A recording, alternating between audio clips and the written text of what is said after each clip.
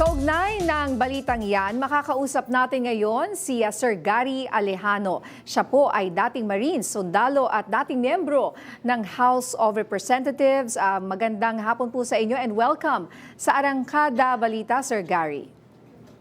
Magandang hapon, Ninia, at sa inyong mga taga-subaybay. Magandang hapon po sa inyong lahat. Sir Gary, una sa lahat, bilang dating Marine, no? Ano ang reaksyon nyo sa paglantad ng nagpakilalang 18 ex-Marines? Naniniwala po ba kayo sa mga ibinunyag nila?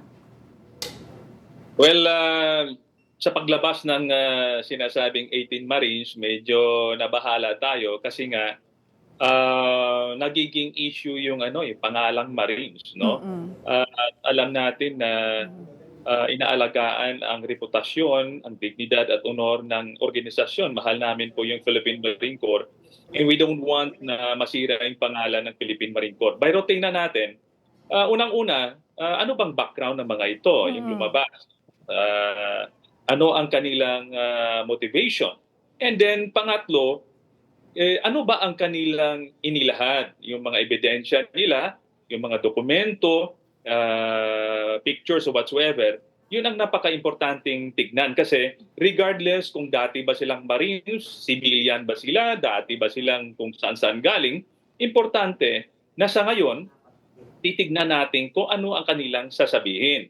No?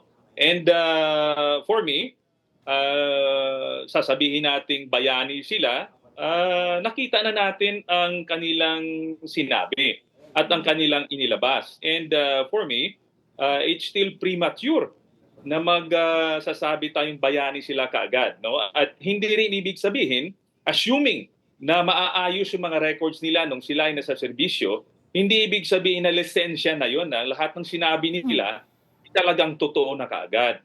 No? So, ang gusto natin makita kasi yung katotohanan. No? Makita natin na merong malaking nakawan sa gobyerno at gusto nating makita yon.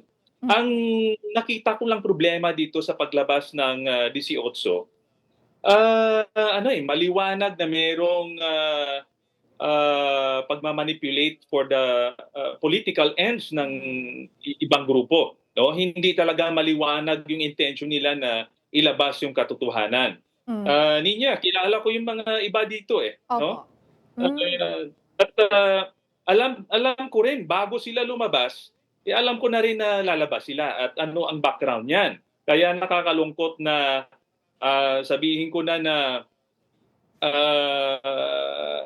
kapalit ng pera ang kanilang paglabas. No? Kasi nga, maganda sana kung nilabas talaga nila noon pa. Example, kung talagang going by the name of Marines, yung honor ng Marine na pag meron kang nakitang mali, katulad yan, ay naghahakot ka ng mali-malitang pera ng taong bayan, doon pa lang, dapat sinunog na nila si Representative Saldico. No? Bakit hindi ginawa yon? Lumabas lamang ng tumakbo na si Representative Saldico at wala na silang sweldo, doon nagkaroon ng problema dahil wala silang sahod.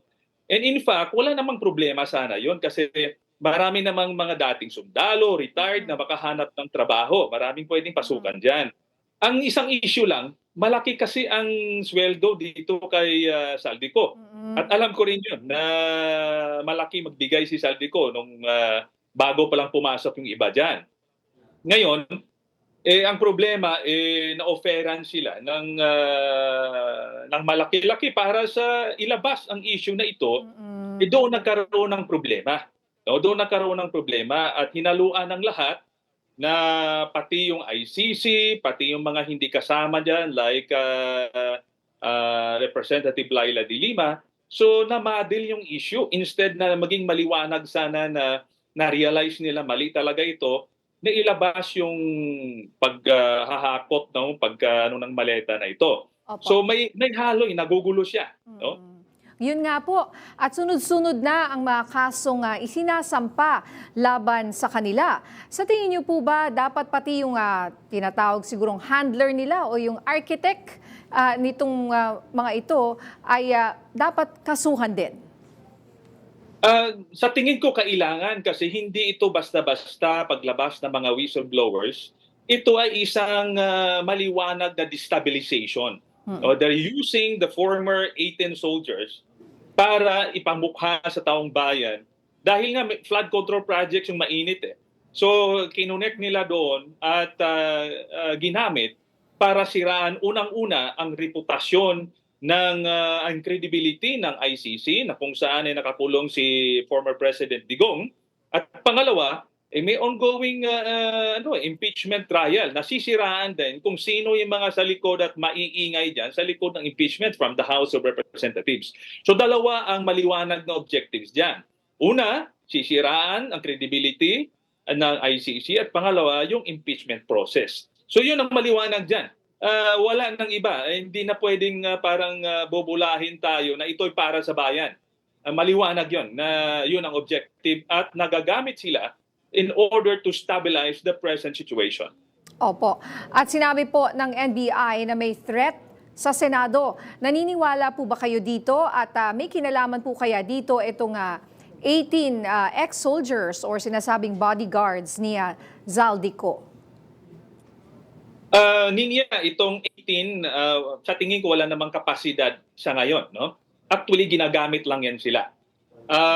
Hindi ko naman pwedeng pangunahan ang intelligence report na nakuha ng NBI dahil sa ngayon, no, naramdaman natin, nakikita natin, meron talagang active destabilization. May mga recruitment efforts.